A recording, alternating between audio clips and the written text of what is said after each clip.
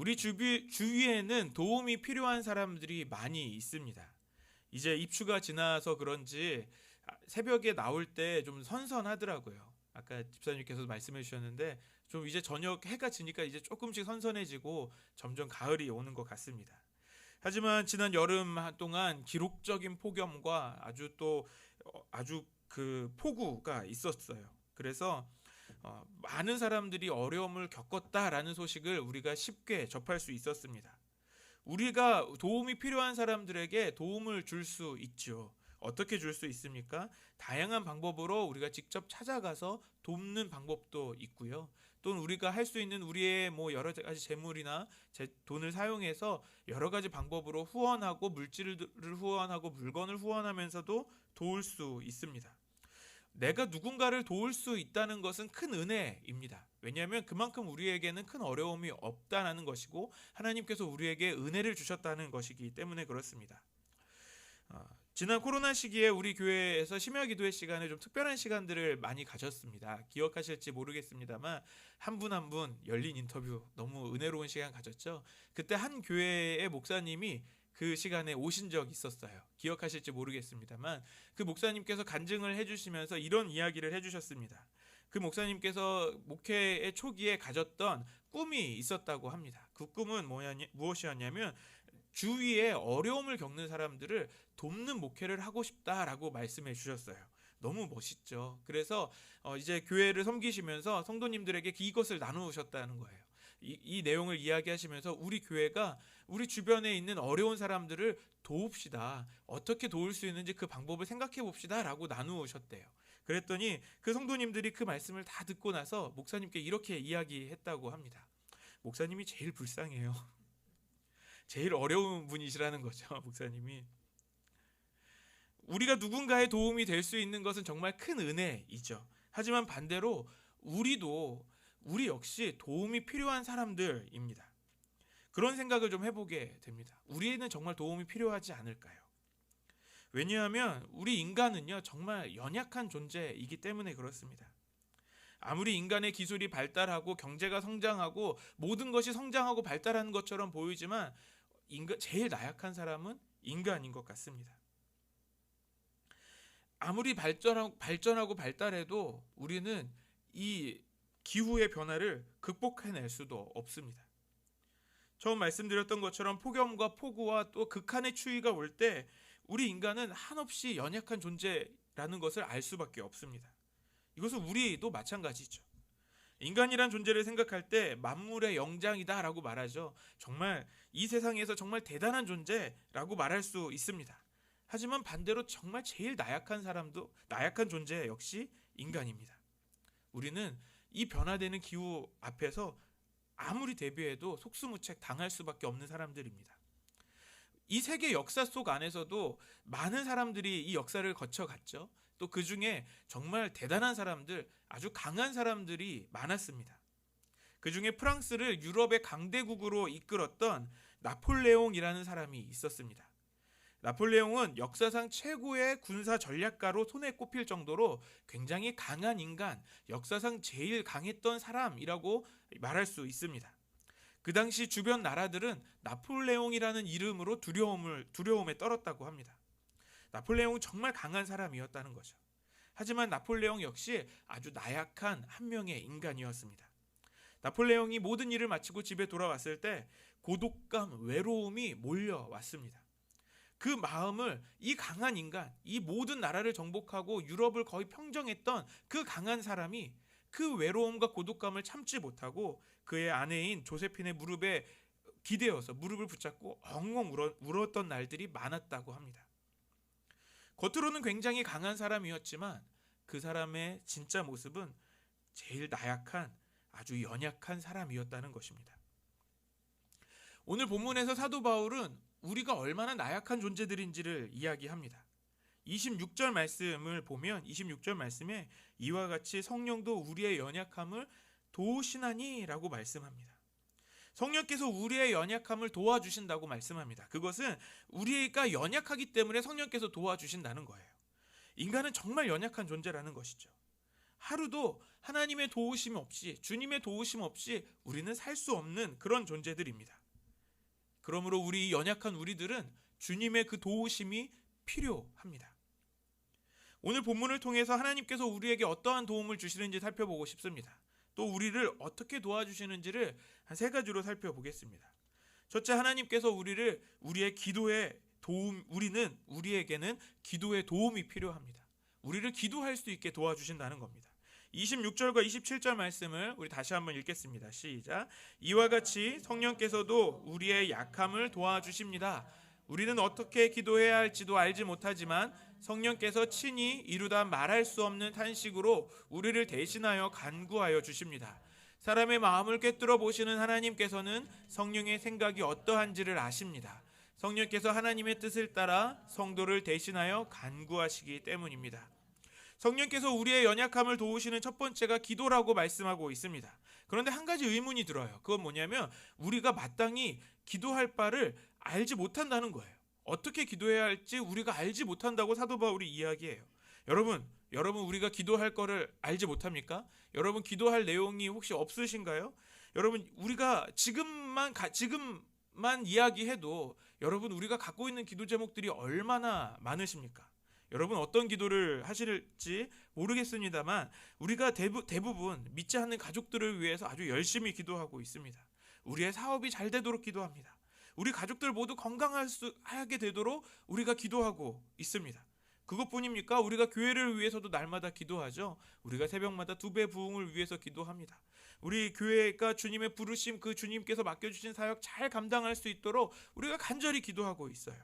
우리 담임 목사님을 위해서도 우리가 날마다 기도합니다. 물론 저를 위해서도 날마다 기도해 주실 것이라고 믿습니다. 우리의 기도 제목만 다 모아본다면 책 한 권, 아니 여러 권이 될 수 있을 만큼 우리의 기도 제목이 너무 많아요. 그런데 사도 바울은 무엇이라고 말합니까? 우리가 어떻게 기도해야 할지 알지 못하지만이라고 말하고 있어요. 이건 도대체 무슨 뜻일까요? 여러분, 우리가 정말 기도해야 될 내용을 모르는 것일까요?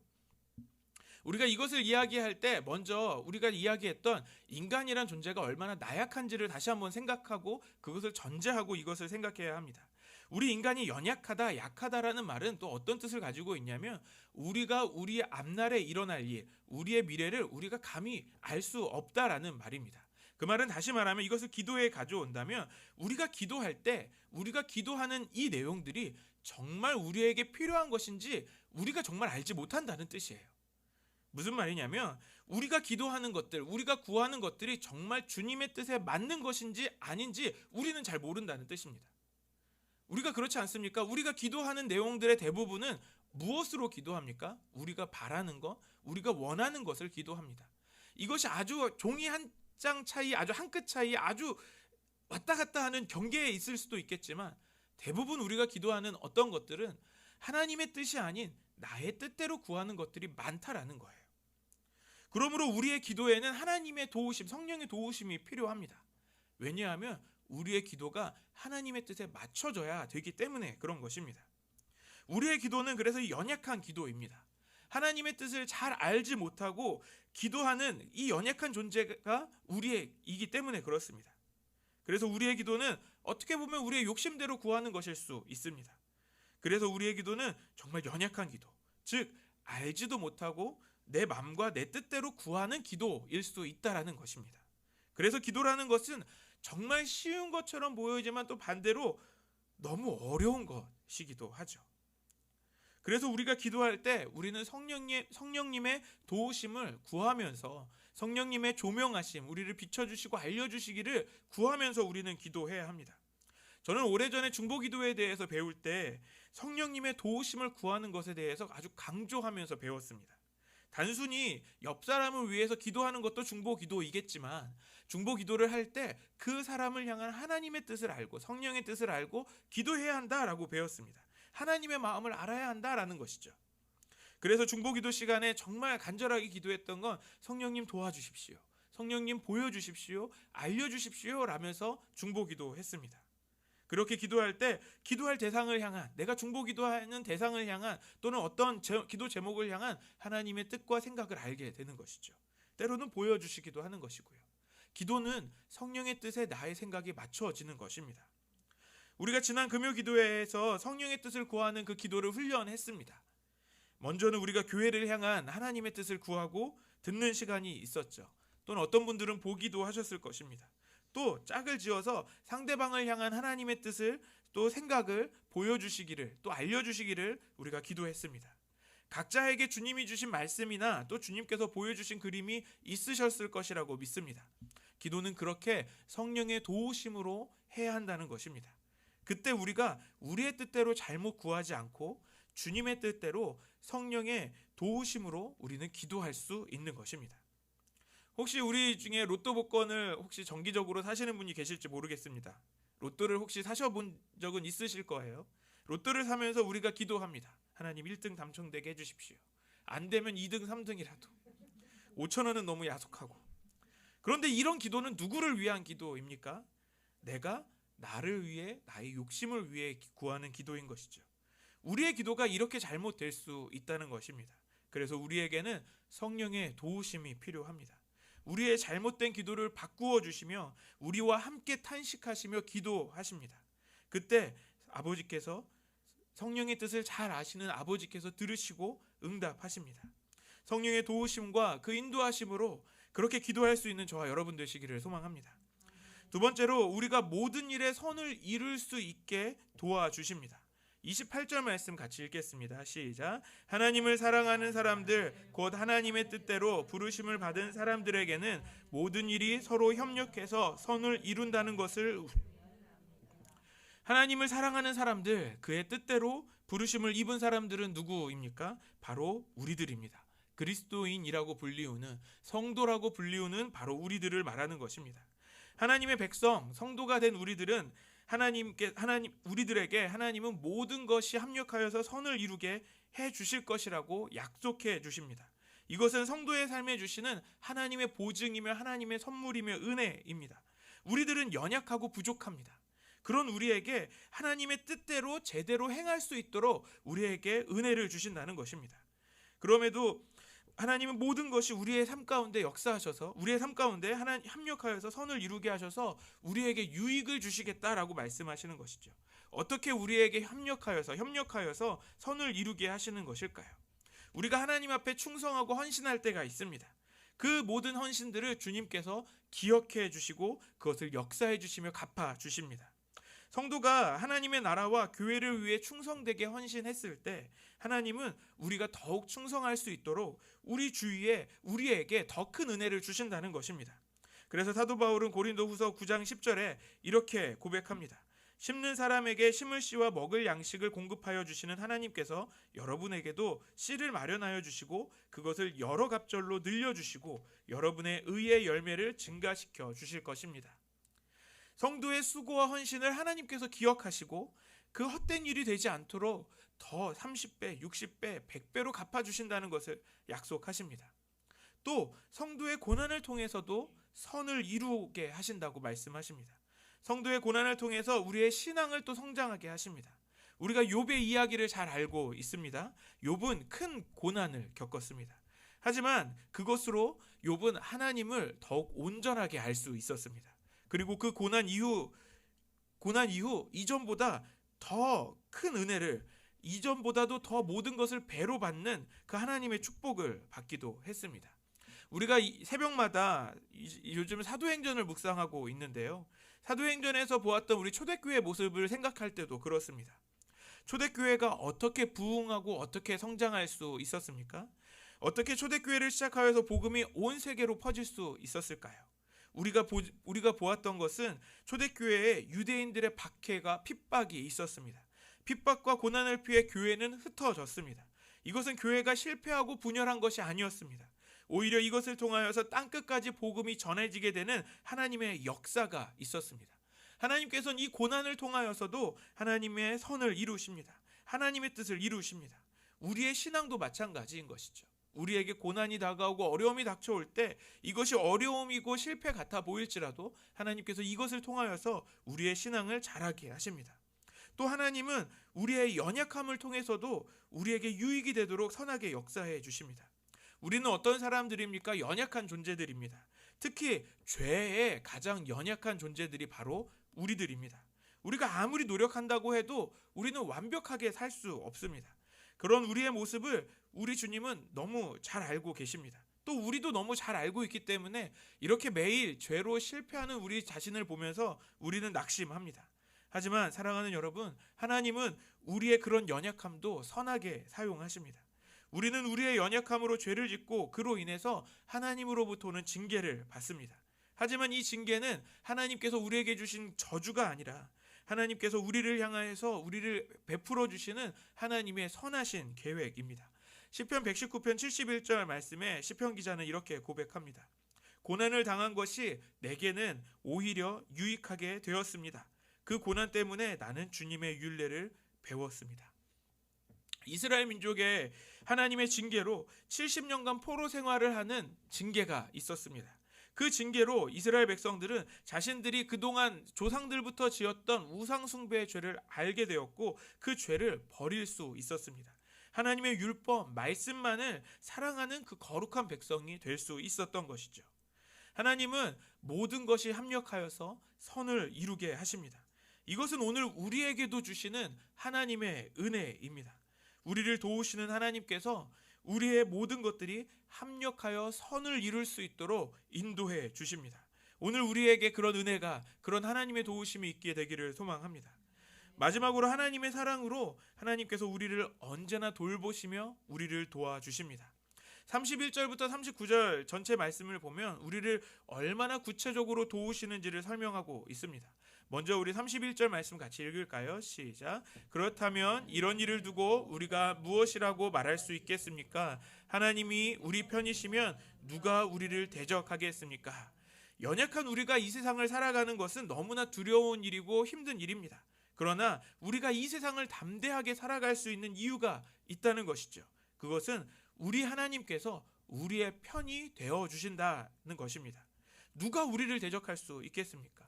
그래서 다윗도 시편 3편 6절에서 천만인이 나를 둘러치려 해도 두려워하지 않겠다라고 고백합니다. 왜 그런 고백을 할 수 있었습니까? 하나님께서 내 편이 되어 주시기 때문에 그렇습니다.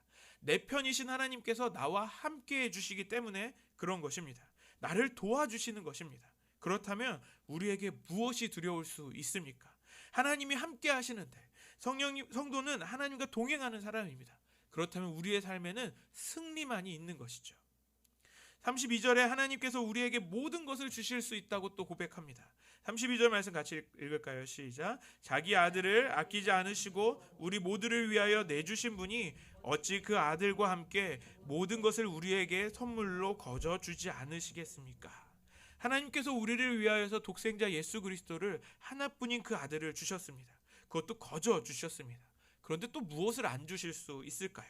마태복음 7장 7절부터 11절 말씀에 보면 구하여라 그리하면 하나님께서 너희에게 주실 것이다. 찾아라 그리하면 너희가 찾을 것이다. 문을 두드려라 그리하면 하나님께서 너희에게 열어주실 것이다. 구하는 사람마다 얻을 것이요 찾는 사람마다 찾을 것이요 문을 두드리는 사람에게 열어주실 것이다.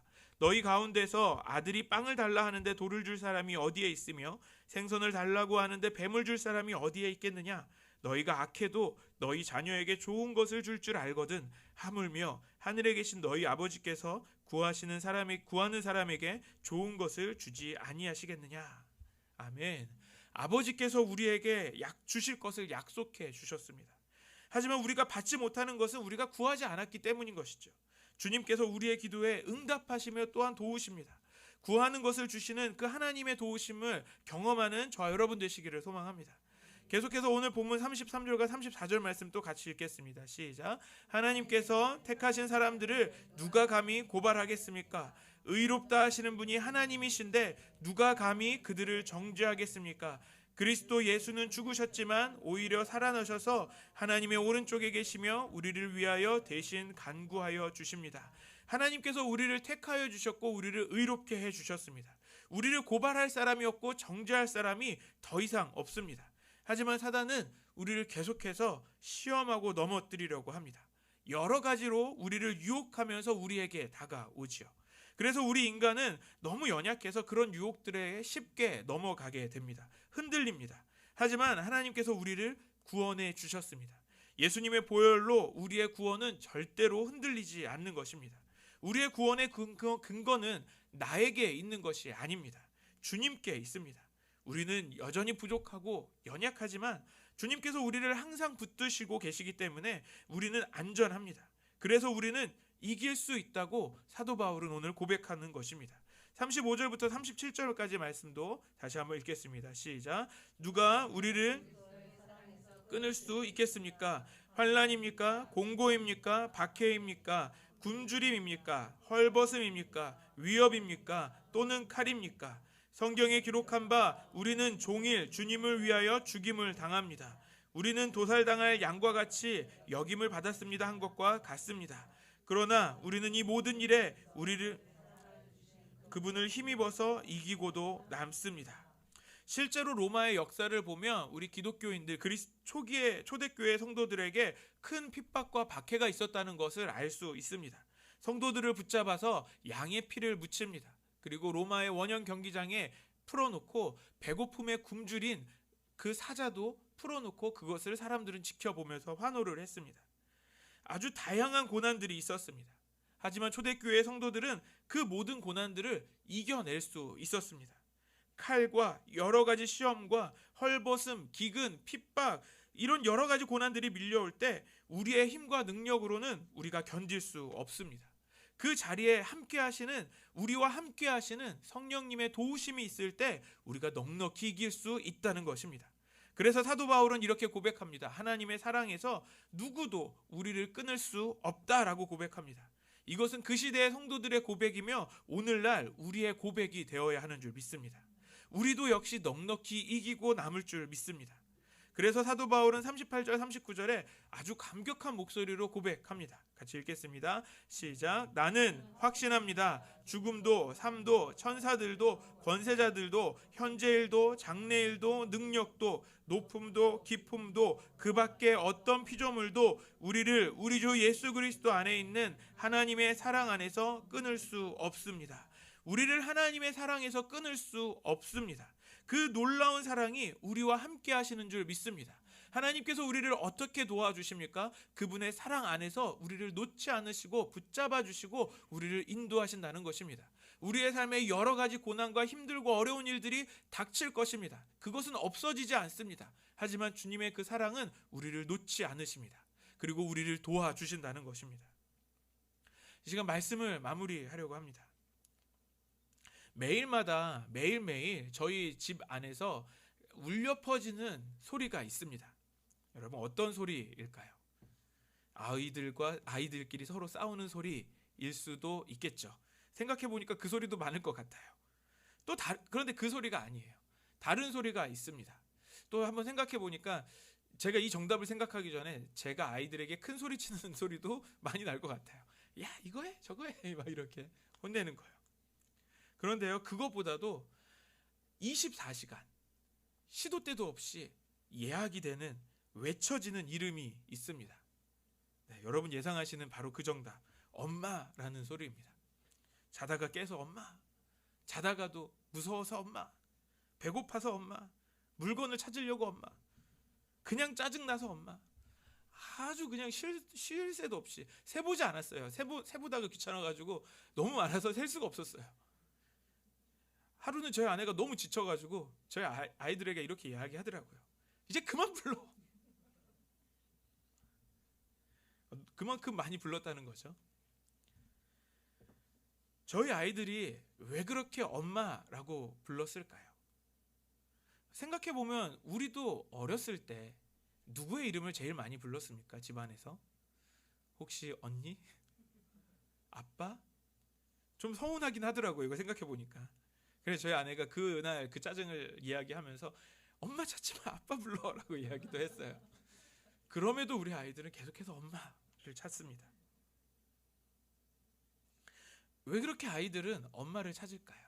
엄마와의 친밀함도 있기 때문에 그럴 수 있습니다. 그런데 우리 아이들에겐 엄마의 도움이 필요하기 때문에 그런 것이죠. 엄마의 도움이 없이는 살 수 없는 그런 존재들이 아이들입니다. 오늘 우리에게도 주님이 필요합니다. 우리 주님은 우리에게 도움이 되실 것을 약속해 주셨습니다. 우리가 어렸을 때 자주 엄마를 찾았던 것처럼 오늘날 우리는 누구를 찾고 있습니까? 우리에게 항상 도움을 주실 수 있는 그분은 바로 우리 주님이십니다. 우리의 아버지 하나님이 되십니다. 날마다 우리가 그 하나님의 도우심을 구하며 그 도우심으로 살아가는 저와 여러분들 되시기를 소망합니다. 그래서 우리 안성열린교회가 그 하나님의 도우심으로 더욱더 믿음의 발걸음을 나아가는 우리 교회가 되기를 소망합니다. 우리 다 같이 기도하시겠습니다. 내가 눈을 들어 산을 본다. 내 도움이 어디에서 오는가? 내 도움은 하늘과 땅을 만드신 주님에게서 온다. 주님께서는 내가 헛발을 디디지 않게 지켜주신다. 너를 지키시느라 졸지도 않으신다. 이스라엘을 지키시는 분은 졸지도 않으시고 주무시지도 않으신다.